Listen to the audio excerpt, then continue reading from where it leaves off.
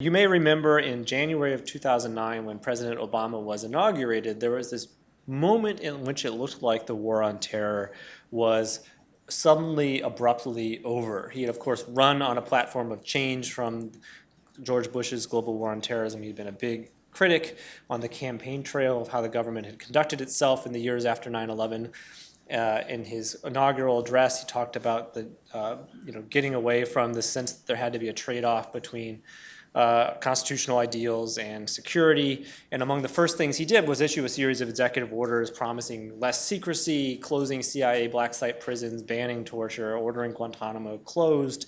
And it really looked like it was over. And this thing that I had become a specialist in, and a couple of colleagues of mine, like Scott Shane, Mark Mazzetti, and so forth at the Times, did for a living, was no longer going to be available. And I remember joking to Scott, I think it was, that we were going to have to find new jobs. Maybe there was an opening in the sports department and we could, keep paying the rent somehow. But very quickly, it became apparent to me that it was not over, that there was going to be much greater continuity in the counterterrorism policies of the new administration with the old one than the expectations created by then Senator Obama's campaign rhetoric. Some of his incoming cabinet members, in sort of little noticed remarks during their confirmation testimony, had affirmed that, in fact, they thought it was lawful for the government to hold terrorism suspects without trial under the laws of war, that they were going to continue the practice of rendition, transferring people to other countries from one intelligence agency to the next, based only on diplomatic assurances that there would not be mistreatment, which was exactly Bush's a policy, at least on paper, as well. They shut down temporarily military commissions, but they'd done so in a way that looked like they were keeping the door open to resuming them, which is, of course, exactly what happened. They were stirring the state secrets privilege in court to continue blocking lawsuits about torture and surveillance that they had inherited from the Bush administration. And all that was sort of apparent by 2 or 3 weeks into the new administration. And so I called up the new White House and said I was planning on writing a story about this surprising emerging continuity. And one difference between the old administration and the new one was the Obama administration wanted to, or at least was willing to, engage with me. When I would call the Bush administration and say, hey, I'm going to write a story about this signing statement that says you can torture notwithstanding the anti-torture law, they would kind of blow me off. This new administration called me into the White House, and I went in and I talked to Greg Craig, who was Obama's first White House counsel, in his office. And we went through this sort of litany of things that weren't changing. And he explained that they were not going to have a shoot from the hip, bumper sticker slogan, abrupt changes to government policies. They were going to look carefully at everything they had inherited and move deliberately. And that involved going out to Langley and to the Pentagon and so forth, even during the transition, and getting briefed by the members of the permanent national security establishment, the sort of subject of Michael's book about what the programs were, why they were necessary, why they'd been put in place, what they were doing, what revoking them would entail. And he argued that this, whether it was civil liberties people on the left or the right in a place like this who were upset by that, or it was Bush administration veterans who were claiming vindication by that both sides were wrong. They were charting their own course, and people should just give them time to let this work out. So I continued to cover these things, and I became very interested in the targeted killing of the American citizen Anwar al-Awlaki, brought a lawsuit along with the ACLU, 2 different lawsuits, to try to make them reveal their legal thinking about the scope and limits of the government's power to target an American citizen who had not been convicted in a court in a sort of national security situation like that. And then I eventually began to teach a class with Mike Davidson, a retired lawyer from the Senate Intelligence Committee at Georgetown University on national security and the Constitution, in which we had to organize all this stuff that I had spent a decade immersing myself in a way that an educated but non-specialist could understand. And I sort of started to structure, like, what are the 10 things you really need to know about everything that's been unleashed about surveillance, where it's not clear what the law means anymore, or new technologies have challenged the old rules that weren't written for these situations. What are the 10 things you need to know about detention or interrogation or leak investigations or secrecy or war powers, where 21st century situations have reopened questions that seem to be settled in the 20th century because the premises are all different now. The laws of war are written for nation-state armies in uniform clashing on a literal battlefield. How that gets applied by analogy to a transnational, non-state actor armed conflict like the war against al-Qaeda has opened these unending tensions and dilemmas that are fascinating and unresolved. And the idea was that the students would learn this stuff, and then the next time someone gets arrested for terrorism and they're on CNN, they're arguing about whether this person should be read the Miranda warning or when, should be prosecuted in a military commission or an Article III civilian court, they would be equipped to understand what it was that was sort of the unspoken assumptions behind those arguments and where it came from. And then in the midst of that, Edward Snowden leaks massive amounts of documents about the surveillance state, and it becomes clearer than ever that Obama has not changed really at all the NSA apparatus that he inherited, including the bulk collection of domestic phone records. And that's when I decided that this stuff really needed to be organized in a book. I couldn't do it justice in newspaper form.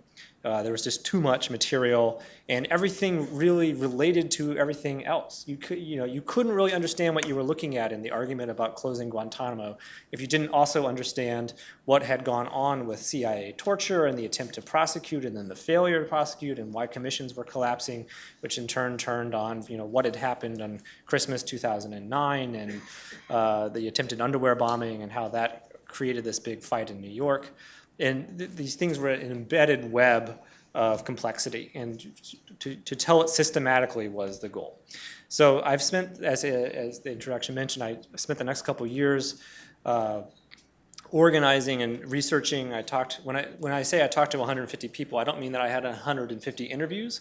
I had probably 1,000 interviews because I kept circling back to people that I trusted and cross-referencing memories of accounts of internal deliberations, and as I would focus on this and re-research it and then focus on that. Do you remember this? Someone else told me it happened this way. Is that correct? Is there a nuance I'm overlooking? And I assembled this book, which is in some ways organized similarly to my Georgetown class. There are thematic chapters and then chronology within and stories within the chapter. And so a lot of it is sort of case studies. You're the fly on the wall. You're trying to, you get to be in the situation room as actual people who want to think of themselves as obeying the rule of law, are dealing with difficult situations in the world, and none of the options are perfect. There's no clear answer. Everything comes with downsides and risks. And why did they make the decisions they do? What were the options they discarded? Why did they discard them? So there's a lot of case studies. And how does that illustrate these recurring frictions of the rules not being clear anymore because they weren't written for these situations? But then arising from that are some big picture questions. And the biggest of them all is, how is it that Obama has had so little change from the policies that he inherited from the second-term Bush administration? Where did this disconnect come from? Why do people keep saying he's acting like Bush? How did we get here? What happened? And one of the takeaways that I put forward in this book as an argument is that what it means to act like Bush can mean more than one thing. And it's easier to see now than it was at the time during the Bush years when organizations like Cato were having conferences and in which people had panel discussions criticizing Bush, or there were rallies and so forth. Was that there were two different strands of criticism that were entangled together but are in fact distinct. There was a rule of law critique and there was a civil liberties critique. So the civil liberties critique says it's inherently wrong to have a warrantless wiretapping program, or to torture, or to have a system of military commissions, because the state should not have that power vis-a-vis the individual. This is un-American. The rule of law critique is agnostic about whether, with the exception of torture, whether these things are a good idea or a bad idea. Torture is always illegal. But and maybe these are a good idea given the challenges of 21st century transnational terrorism, but it's focused on the process. The president doesn't get to break the law. And so if a federal statute says you must get a warrant to wiretap on domestic soil, even in wartime, the president doesn't get to say in secret, I'm the commander-in-chief, I can ignore that and disregard it. The president has to go to Congress and persuade lawmakers to remake the law so that statutes authorize rather than forbid what it is he or she wants to do. And so one of the big differences between the rule of law critique and the civil liberties critique is that the rule of law critique is fixable. If something violates civil liberties, the only way to fix it is to stop doing that thing. If something violates the rule of law, Congress can pass a bill to change the law so that it no longer violates the rule of law. And in fact, in the second term of the Bush administration, Congress passes the Military Commissions Act, passes with Senator Obama's vote the FISA Amendments Act, and we know now, which we didn't know at the time, the Intelligence Court was issuing secret rulings that took these unilateral programs that were collecting everyone's phone records and email records and rooted them in a somewhat tendentious claim that the Patriot Act authorized them, imposed court oversight.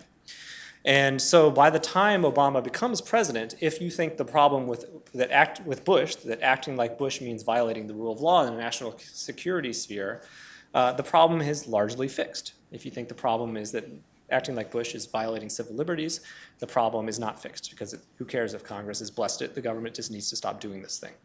So part two of that analysis is Barack Obama is a lawyer, obviously. Joe Biden is a lawyer. Bush and Cheney are not lawyers. They're CEOs by background. They had very few lawyers that surrounded them. They were perhaps the least lawyerly administration ever. The few lawyers they let into the room had these sweeping idiosyncratic theories of executive power. Well, we've gone from that extreme to the opposite extreme. This is probably the most lawyerly administration ever. Not only are Barack Obama and Joe Biden law school graduates, they are clearly the most comfortable when they're talking to fellow law school graduates who analyze problems the same way, who speak the same lingo. So they fill the upper ranks of their administration with lawyers, fellow lawyers, in policymaking roles. There's a million examples I can give. The easiest one is, say, Secretary of State. Bush's two secretaries of state, Condi Rice and Colin Powell, are not lawyers. Obama's Hillary Clinton and John Kerry are, but that replicates itself throughout the upper ranks of the national security political apparatus. And so if their lawyerly thinking, their lawyerly approach to problems is brought to bear on what do they think the problem is with Bush.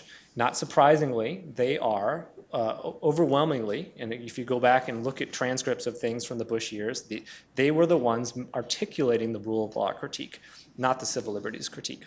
And this was just sort of obscured in the campaign, especially when Senator Obama is in the primary against Hillary Clinton, and they're competing for the affections of a liberal base that's very upset with Bush and Cheney, and no one is going to, they don't want to say, well, I think what they're doing is maybe okay, they just did it the wrong way, but it's fixed now, so no worries. They were like, this is wrong, but if you go back and you parse what they were saying, what Obama was saying especially, it was quite deliberate. In fact, I tell a story about how in 2007, August, when Senator Obama gives his big national security speech at the Woodrow Wilson Center down the road from here, he was originally going to say, I'm against military commissions.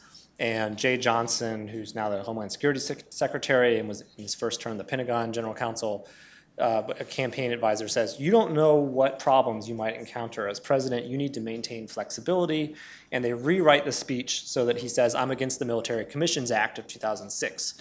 And people hear that and think he's against commissions, but really he said he's against that.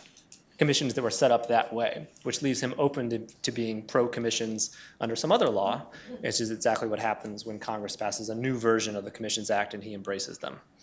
So I'll close with a story that sort of illustrates the themes that I've been talking about. So in 2013, when Ed Snowden reveals many things, among them the bulk phone records program, the Patriot Act program, and there's this sort of eruption on the left and the right. Civil libertarians on the left, libertarians on the right. Jim Sensenbrenner, of all people in Congress, can't stand this, right? This is not America, and we don't want this. There's no political support, and it leads ultimately to the enactment of the USA Freedom Act. And it's sort of, therefore, pretty surprising in retrospect that Obama kept this thing. And one of the things I reconstructed was the meeting at which he learned about it and decided to keep it. And that was either February 4 or February 6, I think 6, 2009. So he's been president for a couple weeks. And one of his few political lawyers who knew about the program, because she had been a national security lawyer in the Senate when the FISA Amendments Act was enacted, and so got classified briefings, really wants the new president and his top team to understand what it is they've inherited in the surveillance world. So she organizes this briefing. It's in the Situation Room right after lunch, and Obama is late.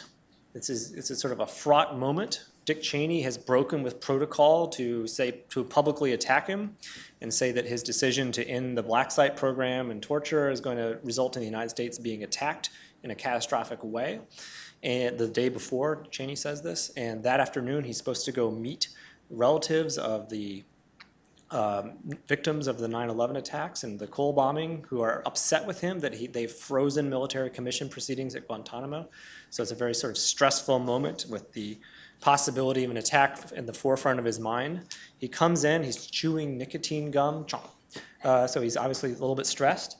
And sitting around the table in the Situation Room are members of the permanent security state, the Office of Director of National Intelligence, the Federal Bureau of Investigation, the Central Intelligence Agency, the National Security Agency.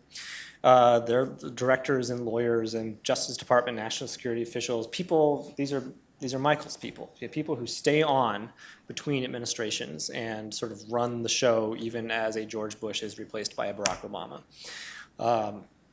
And so they explain these programs. Here's what we're doing here. Here's what we're doing here.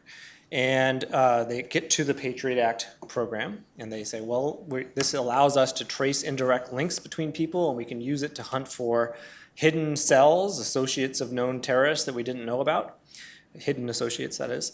And it's really important. We think if we'd had it in place before 9/11, we would have stopped those attacks, which is a claim that doesn't withstand scrutiny once the program comes to light and people put pressure on it, but that's what they said.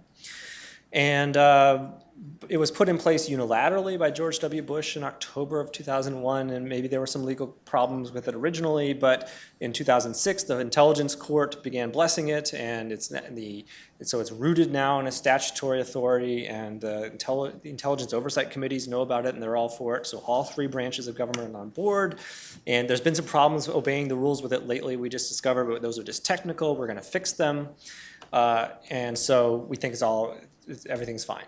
And Obama says to them, well, I'm comfortable with what you're telling me, but I want my lawyers to take a look. And his lawyers are sitting next to him. They are Greg Craig, that White House counsel that I talked to about a week after that, and Eric Holder, who just got confirmed as Attorney General.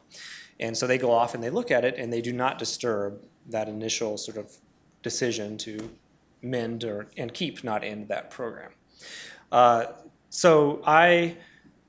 Mostly of these 150 people I talked to, I did so on background rules. I could not identify them as sources of particular information, but occasionally I was able to negotiate with something onto the record with somebody. And Greg Craig nicely let me say to my readers and now to you what it was he said when I asked him, why did you guys keep this thing? Look how little support there was for it across the ideological spectrum. Why didn't you guys just tell the president we think you should turn this off the moment you learned about it, and you could have avoided this huge headache. And his answer was, well, look, Eric Holder and I are both criminal lawyers. Craig was a former public defender, and Holder was a former prosecutor. They'd done a lot of criminal trials in which police had used pen register trap and trace devices to collect records of who a suspect was calling or receiving calls from and when, not the content.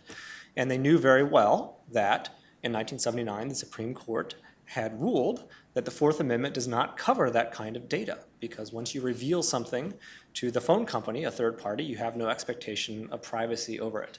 And that may have been a case that involved one suspect's calls for a couple days, not everyone in the country's calls for 5 years. But the reasoning behind it, why the Fourth Amendment doesn't apply, doesn't turn on volume. You know, 1 million times 0 is still 0. And so there's no constitutional issue. And it was very important to them that this had been brought under the court's oversight and rooted in a claim that a statute authorized it, and it didn't seem to be a rogue program. And there seemed to be legal authority for it, at least on the surface. And so the question then was not whether to keep it or not. The intelligence community wanted it, and there was legal authority for it. So the task was just to get it, within the bounds of what the court had authorized, and they added a little more internal oversight, and that was it. And they didn't think about it again until Snowden came along. And if you think about that, that is the way a lawyer would analyze the issue. Is there legal authority for this? Yes, no problem. No, there's a problem. And it sort of jumps past or doesn't go down the path of the civil liberties critique. Is this the way the United States government should be acting? Is this the country that we thought we lived in? And so that illustrates, I think, at least part of an explanation equipping people to understand why things turned out the way it did. Is it right that Obama acted like Bush, turning on how you define what acting like Bush means?